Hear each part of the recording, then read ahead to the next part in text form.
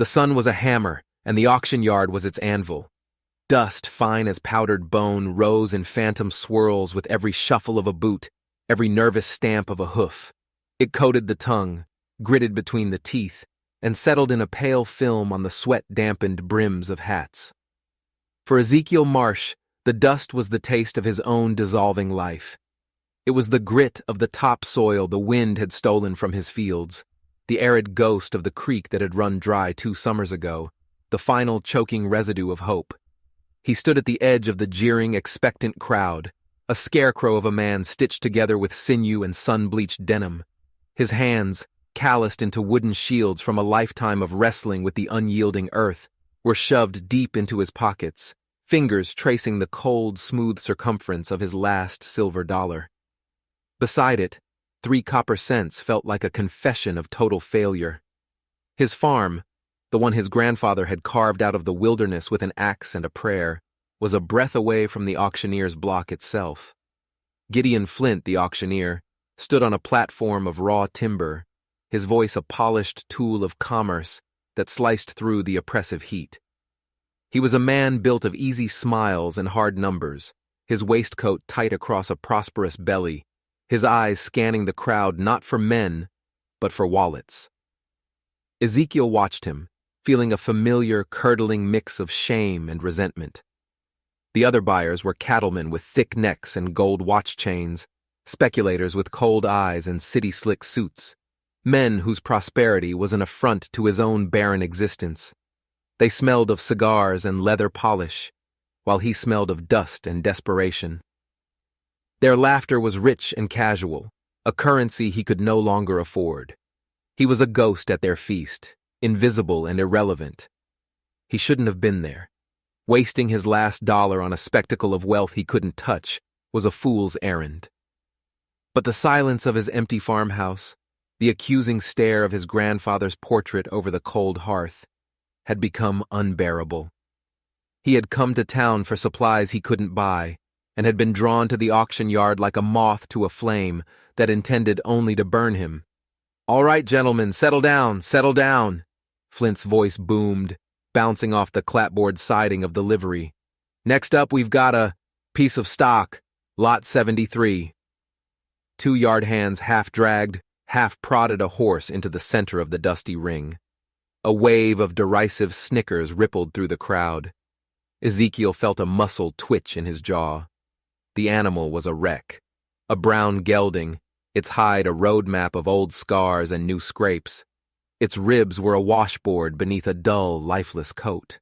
One ear drooped, and its head hung so low its muzzle nearly brushed the dust.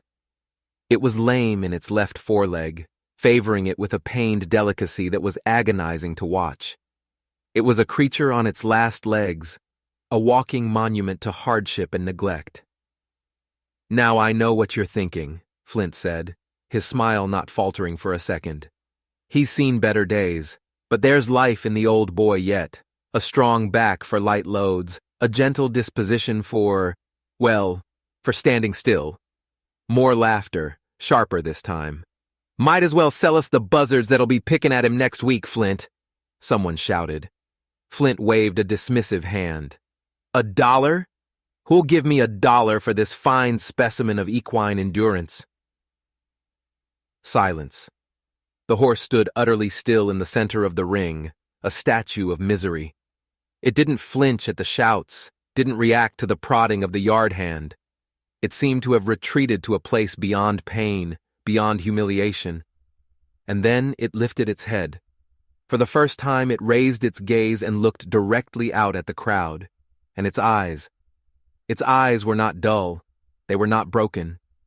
They were a deep, liquid brown, shockingly intelligent, and filled with a profound, ancient knowing. They were the eyes of something that had seen the birth and death of mountains, that understood the slow, grinding turn of the world in a way no man ever could. The eyes swept over the faces of the scornful buyers, dismissing them, seeing through their wealth and bluster to the hollow men beneath. Then they found Ezekiel. They locked on to him, and in that instant, the world fell away. The heat, the dust, the mocking laughter, It all vanished. Ezekiel felt a jolt, a flicker of recognition that had nothing to do with memory and everything to do with spirit. He wasn't looking at a horse. He was looking in a mirror. He saw his own exhaustion, his own scars, his own refusal to completely break. He saw a shared state of being, of having been abandoned by a world that prized only the new, the strong, the shiny. In those eyes, he saw a silent question. Are you another one of them, or are you one of me? Come on, gentlemen, $50 then. It's the hide I'm selling at this point. Flint's voice was laced with irritation. The moment stretched, taut and silent. Ezekiel's hand closed around the silver dollar in his pocket. It was his last. It was the price of a sack of flour, of a few days more sustenance before the inevitable end. To spend it here, on this dying animal, was madness. It was the final desperate act of a man who had lost his senses. It was suicide by sentiment. But the horse's gaze held him, a silent pact offered across a gulf of dust and despair. It was a gaze that didn't ask for pity, but for acknowledgement. His own voice was a dry rasp, a stranger in his throat. $1. The words hung in the air, thin and absurd. A few heads turned. The crowd, which had been a single mocking entity, fractured into individual, incredulous faces. Gideon Flint squinted, locating the source of the bid. His expression shifted from irritation to a kind of pitying contempt. The farmer, Ezekiel Marsh, bids $1, he announced, a theatrical flourish in his tone. Going once, going twice. Anyone feeling charitable enough to save this poor man from his own folly? Silence answered him. The speculators smirked and shook their heads. The cattlemen turned away, already thinking of the prime stock to come. They had witnessed an act of pathetic desperation, and it was beneath their notice. Sold! Flint's gavel cracked like a gunshot. To Ezekiel Marsh for $1! The transaction was swift and brutal. Ezekiel stepped forward, his face burning with a shame so hot it felt like a fever. He placed the silver dollar into Flint's outstretched palm. The auctioneer didn't even look at it, just flicked it into a leather pouch with a dismissive snap. Then he handed Ezekiel the lead rope. The rope was coarse and frayed, and as Ezekiel's fingers closed around it, the finality of his act washed over him. He had just traded his last chance at survival for a broken-down horse. The yard hand gave the horse a final contemptuous shove. The animal stumbled, then steadied itself and took a single slow step towards Ezekiel. It stopped beside him, its scarred head still low, and let out a long, quiet sigh, a puff of warm air against his leg. The crowd was already moving on, their attention fixed on the next lot, a pair of strong, healthy mules. Ezekiel and his new possession were already forgotten, two ghosts fading at the edge of the world. He stood there for a long moment, the frayed rope in his hand, the weight of the horse's quiet presence beside him, and felt the first, terrifying tremor of a world tipping off its axis. He didn't know if he had just made the worst mistake of his life, or the only decision that had ever truly mattered. The walk home was a pilgrimage into the heart of his own folly. The sun, now beginning its slow descent, angled its rays like celestial spears, finding no shade on the long, dusty road that led out of town. Each step was a silent accusation.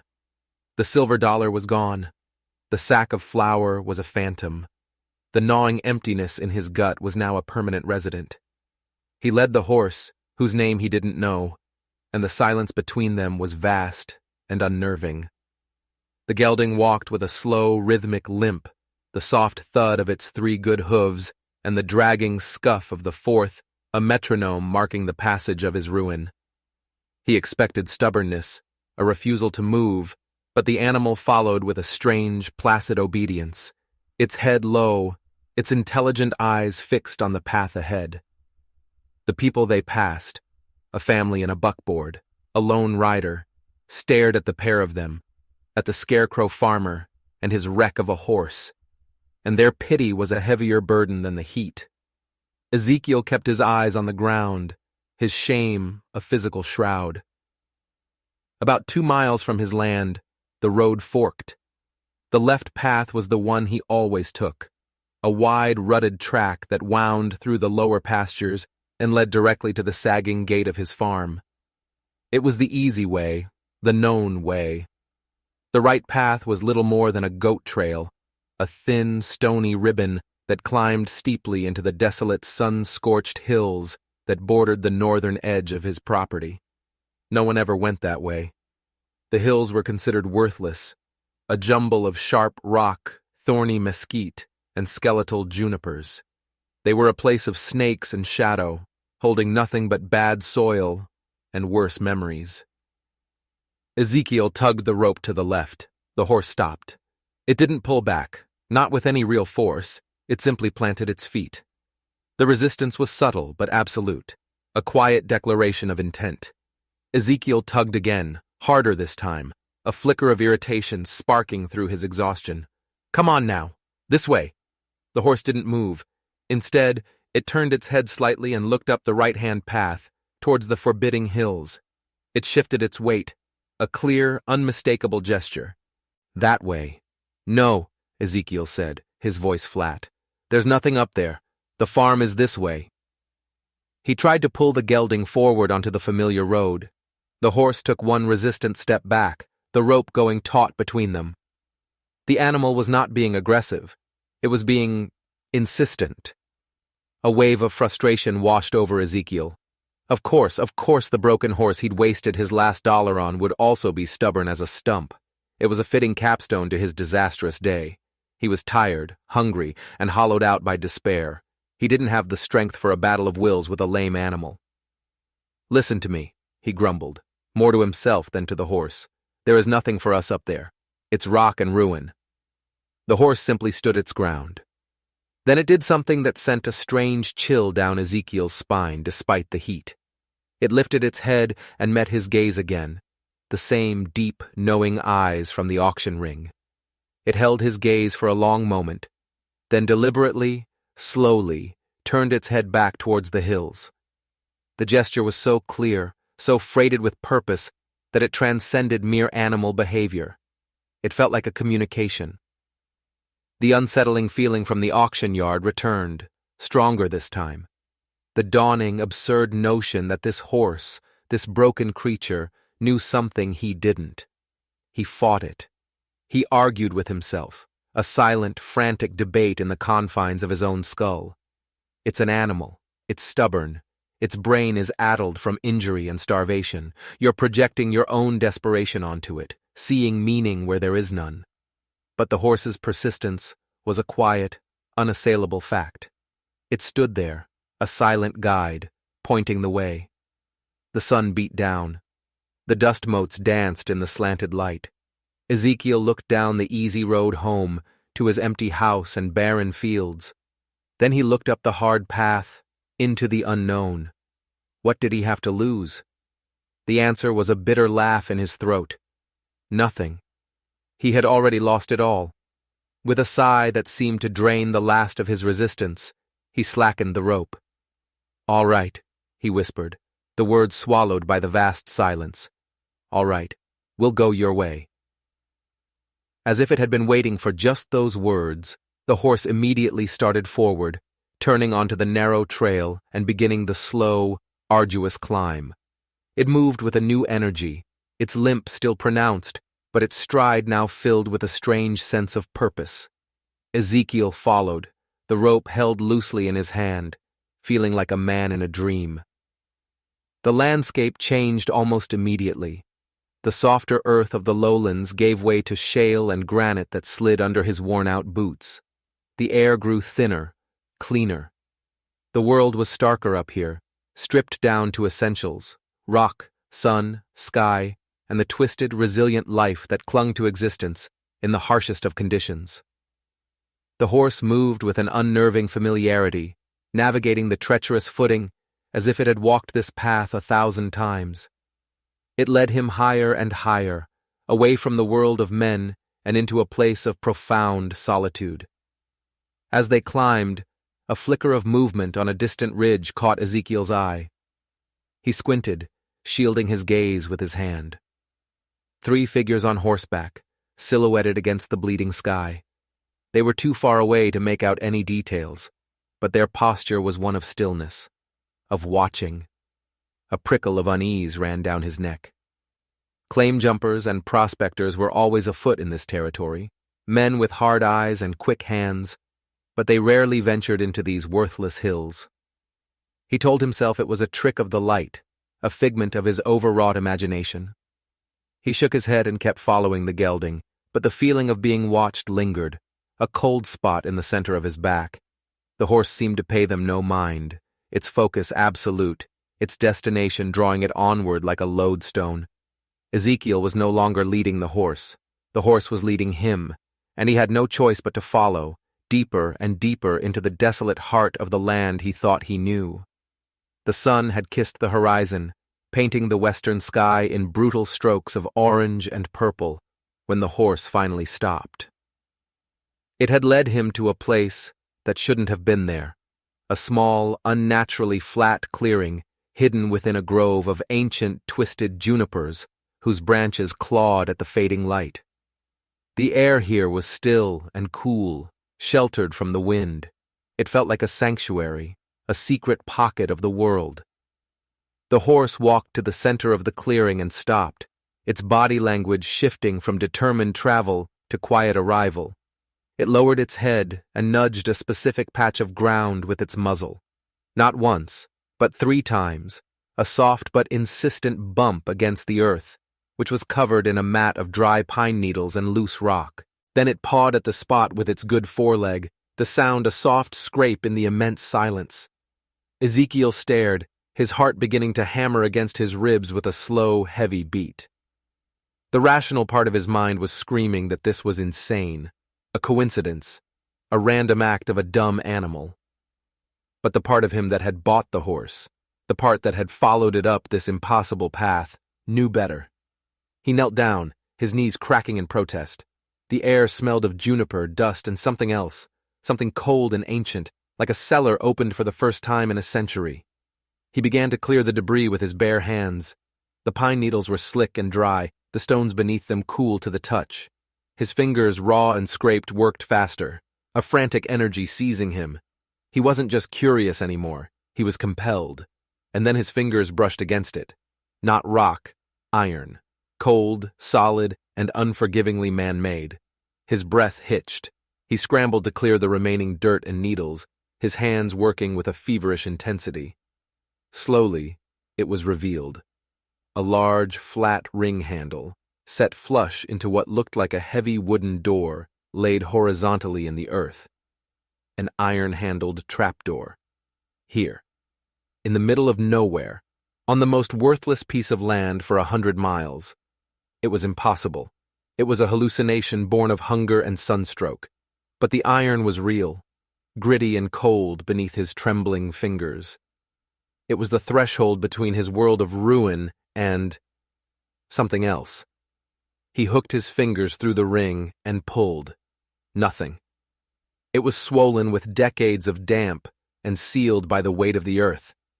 He repositioned himself, planting his boots, and threw his entire body into it. With a groan of protesting muscle and a shriek of rusted hinges that sounded like a tortured soul, the door lifted a few inches. A blast of stale, cold air, smelling of deep earth and mineral rot, washed over his face. It was the smell of a tomb. He heaved again, adrenaline singing through his veins, and managed to drag the heavy door open, folding it back on itself. Below was a square of perfect, impenetrable blackness, a shaft. He had no lantern, only a small tin of matches in his pocket. He fumbled one out, struck it against a rock, and held the tiny, flickering flame over the opening. The light was greedily swallowed by the dark, but in its brief life, it revealed the top rungs of a wooden ladder, slick with damp and descending into the abyss. The horse stood nearby, watching him with its calm, knowing eyes. It had brought him here. It had done its part. The rest was up to him. Fear was a cold knot in his stomach, but it was dwarfed by a desperate, consuming need to know. He took the frayed lead rope from the horse, tied one end to the sturdy base of a juniper, and tested it. It held. Taking a deep breath that did nothing to calm his racing heart, Ezekiel swung his legs over the edge and began to descend into the cold, silent dark. The ladder was slick, the rungs rotten in places, groaning under his weight. He moved slowly, deliberately, the darkness absolute and oppressive. He felt like he was climbing down the throat of the world. After about 20 feet, his boots touched solid ground. He was in a small, hand-hewn chamber, no bigger than his kitchen. He stood in the total blackness, his heart roaring in his ears, and struck another match. The tiny flame bloomed, and Ezekiel's world shattered. He wasn't in a chamber. He was at the mouth of a tunnel, and the walls were not rock. The matchlight danced and glittered across a sight so impossible, so overwhelming, that his mind refused to process it at first. Thick, chaotic veins of something that shone with a dull, white luster snaked through the dark stone. They weren't thin seams. They were as thick as his arm, twisting and branching in a frozen metallic river. Silver. Not nuggets, not ore that needed processing. It was a solid, sprawling web of almost pure native silver, a king's ransom, a nation's ransom. The light of his match reflected in 1,000 places, turning the dark tunnel into a subterranean constellation. He was standing at the heart of a mountain of silver. He was saved. The farm was saved. He was rich. The word felt alien, absurd. He laughed, a short, choked sound of disbelief. He stumbled forward, reaching out a trembling hand to touch the wall. The silver was cold, solid, real. It was the end of desperation, the end of hunger, the end of shame. It was a miracle delivered by a broken horse. He lit another match, and then another, his eyes wide with an awe so profound it bordered on religious terror. His gaze traveled along the shimmering wall, and then he saw it. Carved into the stone, just beside the largest vein, were letters, crude but deep. He held the match closer. 2 initials, J.M., and below them, a handful of words, a stark warning etched into the very treasure it guarded. The flame trembled in his hand as he read, "The earth keeps what greed cannot hold. Jenkins Millionaire." The name sprang into his mind from old town legends. J.M., a prospector who had struck it rich decades ago and then vanished without a trace, his mine never found. They said he'd been murdered for his claim, his secret dying with him. But this wasn't just a mine, it was a tombstone. Ezekiel had found a dead man's secret. The awe that had filled him moments before curdled into a new, sharper emotion, fear. The silver was real, but so was the warning. He was standing in a place of immense fortune and, he now understood, immense danger. And as if the dead man's words had conjured them, a sound drifted down from the world above. Faint, but unmistakable. The rhythmic beat of shod hooves on stone. Voices, low and guttural, carried on the night wind. He froze, the match burning down to his fingers, plunging him back into darkness. The riders from the ridge. They weren't a trick of the light. They weren't a phantom of his paranoia. They were real. They were here. And they were hunting for this exact spot. The moment of his salvation had become, in a single heartbeat, a moment of imminent, mortal peril. The awe of his discovery was completely eclipsed by the chilling certainty that the men who had likely killed Jenkins Millionaire were now circling just above his head. Terror gave him a strength he didn't know he possessed. He scrambled back to the ladder, his hands slipping on the damp rungs, his breath coming in ragged, panicked gasps. The voices from above were clearer now, closer. A man's rough laugh, the jingle of a harness. They were in the clearing. He clawed his way out of the shaft, gasping the cool night air like a drowning man. The horse was still there, a dark silhouette against the star-dusted sky, but it was no longer placid. Its head was up, its ears swiveled towards the sound of the intruders, its body coiled with a tension that mirrored Ezekiel's own. He worked frantically, his fingers clumsy with fear, to heave the heavy trap-door back into place. It settled with a dull, earthy thud. He scattered pine needles and dirt over it, trying to erase any sign of its existence. his every movement feeling loud and clumsy in the unnerving quiet. He had to get away. He had to get back to the farm. He untied the rope, his hands shaking so badly he could barely work the knot. He didn't dare mount the horse. The animal's limp would make their progress too slow, too loud. He would lead it, using the terrain for cover. "Come on," he whispered, his voice a dry crackle. The horse needed no encouragement. It moved with a silent, urgent grace, its previous limp almost forgotten in the face of immediate danger. It stayed low, following him as he ducked behind the twisted junipers and ancient boulders, moving away from the voices. The journey back down the mountain was a nightmare of stealth and shadow. Every snap of a twig under his boot sounded like a gunshot. Every rustle of the wind in the mesquite sounded like pursuit. He could hear the men in the clearing, their voices laced with frustration. "He had to have come this way," one voice snarled. "The old maps all point to these hills." Another colder voice replied, spread out, "Find his tracks. He can't have gone far." They were the claim jumpers, the ruthless, well-dressed men from his darkest fears, now given form and voice. They were hunting not just for the mine, but for him, the one who had stumbled upon their prize. Ezekiel and the horse slipped through the darkness like ghosts, the animal's instincts a far better guide than his own panicked senses. It found the ravines and shadowed paths he would have missed, its quiet presence a strange comfort in the terrifying dark. By the time they reached the familiar ground of his own property, the moon had risen, a cold, silver disk that offered too much light. The farmhouse and barn stood ahead, dark and silent, a sanctuary that now felt horribly exposed. He led the horse into the barn, its familiar scent of hay and old wood a small comfort. He didn't light a lamp. He stood in the darkness, his back pressed against the rough sawn planks, and listened. He wasn't just a farmer anymore. He was the keeper of a secret that men would kill for. The carved warning from the mine echoed in his head. The earth keeps what greed cannot hold. He now understood. The silver wasn't the treasure. The claim was the treasure. The legal right to it. Old Jenkins must have hidden the papers, the proof of his discovery. Without them, the silver in the ground was just a rumor. And those men, the jumpers, they wouldn't stop until they had them. A chilling thought struck him. Where would a man like Jenkins hide something so precious? Not on his person. Not in a bank. He'd hide it somewhere safe, somewhere no one would ever think to look, somewhere connected to his legacy. Maybe, just maybe, the dead man had left more than a warning. He needed to find those papers. But he knew, with a certainty that settled like ice in his veins, that he didn't have much time. They would find his tracks from the clearing. They would follow them here. His farm was no longer a home. It was a battlefield waiting for a war.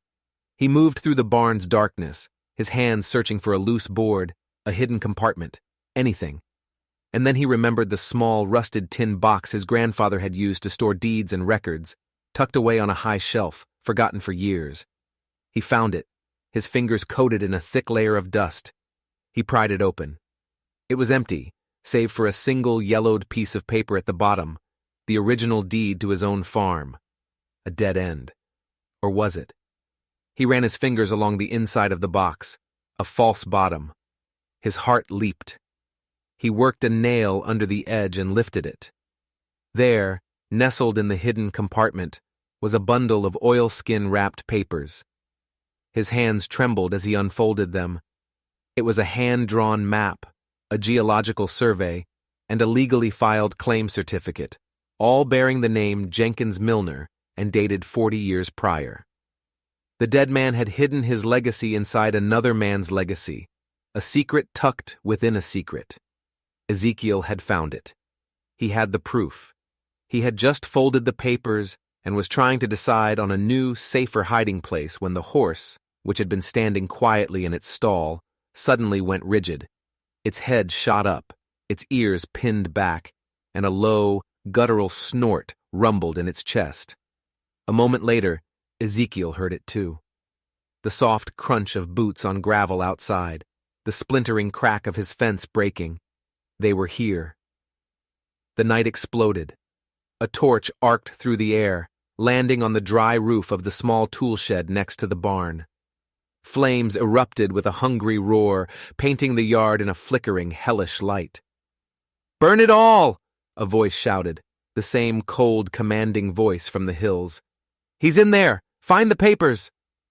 3 men burst into the yard, their faces demonic in the firelight. They were the jumpers, flanked by 2 other hired thugs, brutish men with clubs in their hands. They charged towards the barn. Ezekiel's mind went blank with terror. He was trapped. He clutched the precious claim papers, his only thought to protect them.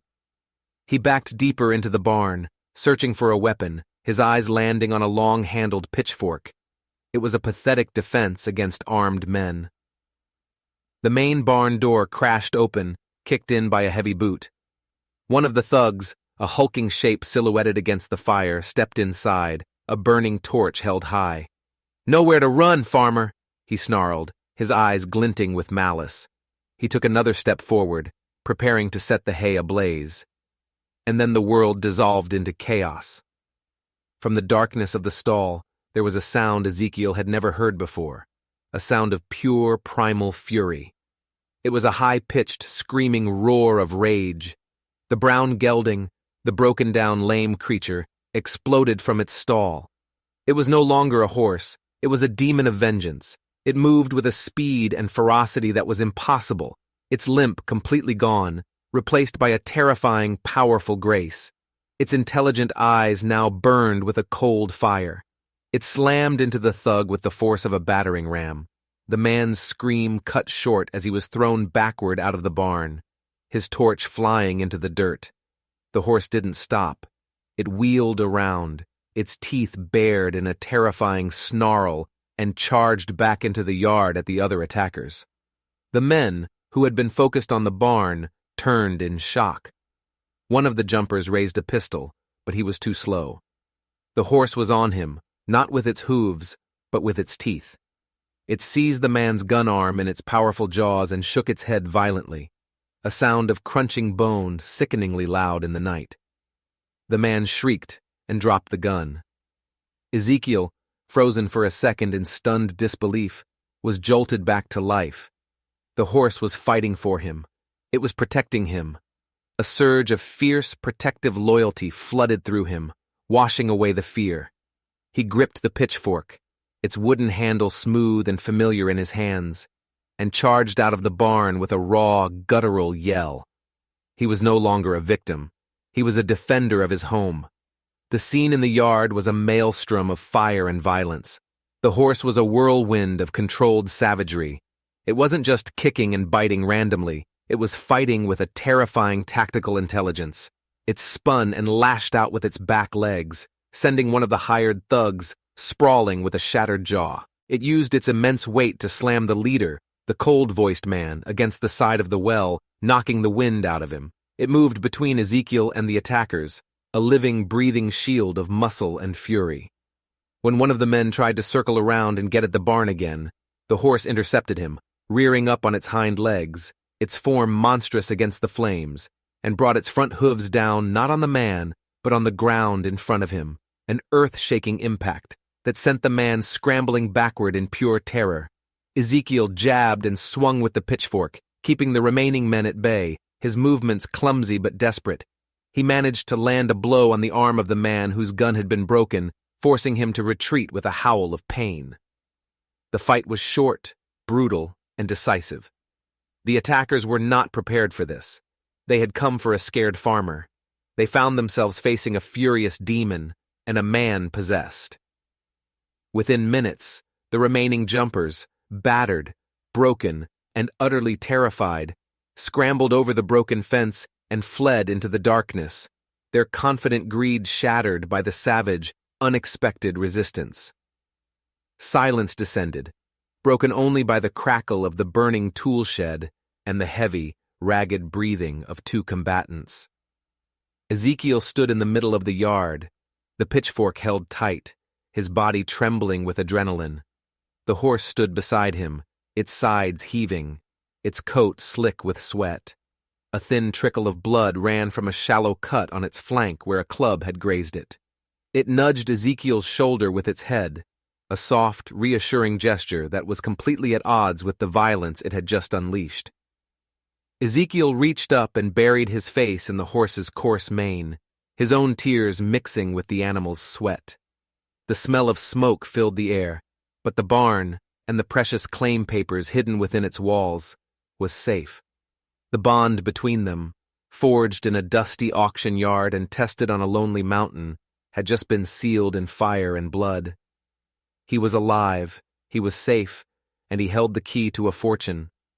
But as he stood there, leaning on the creature that had saved him, he knew the silver was no longer the point. He had found something infinitely more valuable. Years passed. The dust settled, not just in the auction yard of memory, but over the entire landscape of Ezekiel Marsh's life. The raw, violent night of the attack became a scar, like the ones that still faintly crisscrossed the hide of the old gelding, a reminder of a price paid and a victory won.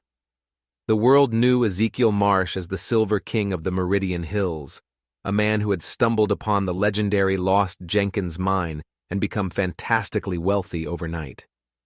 They saw the grand, beautiful house he built, not a gaudy mansion, but a structure of local stone and timber that seemed to grow organically from the very hilltop where the junipers sheltered the mine's entrance. They saw the sprawling, healthy herds of cattle grazing on land that was no longer barren, irrigated by wells he had dug deep into the earth. They saw a man of immense wealth, but they misunderstood the source of it.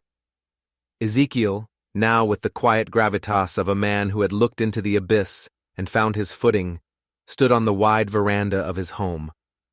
The sun, no longer a hammer, but a benevolent warmth on his face, was setting, casting long, peaceful shadows across the valley. His hands were still calloused, but from holding the reins of a thriving enterprise, not from clawing at sterile dirt. He was a man of immense wealth, yes, but the true transformation was internal. The desperation that had hollowed him out was gone, replaced by a profound and quiet humility. He had faced down Gideon Flint not with anger, but with the calm finality of buying out the town's failing bank and restructuring its loans to favor the small farmers Flint had once preyed upon.